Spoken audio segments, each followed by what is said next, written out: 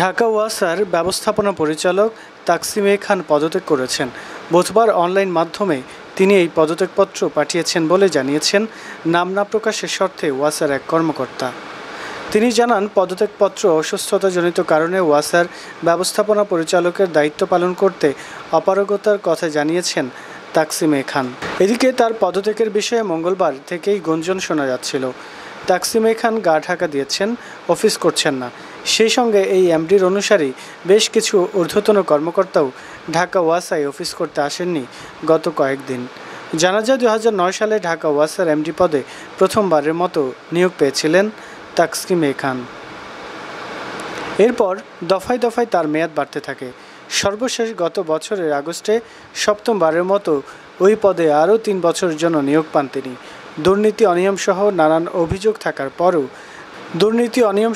অভিযোগ থাকার পরও তাকসিমকে একই পদে দীর্ঘ সময় রাখা নিয়ে প্রশ্ন ওঠে।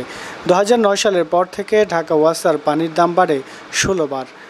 গত 15 বছরে ঢাকা ওয়াসায় একছত্র ক্ষমতার অধিকারী ছিলেন তাকসিম এ খান। ঢাকা ওয়াসার একটি সূত্র বলছে, এমডি তাকসিম এ খান গত পরশু অনলাইনে ঢাকা ওয়াসার অনেকের সঙ্গে কথা বলেছেন এবং তিনি পদত্যাগ করবেন বলে জানিয়েছিলেন। তিনি দেশে আছেন নাকি বিদেশে চলে গেছেন সেটিও নিশ্চিতভাবে জানা যায়নি।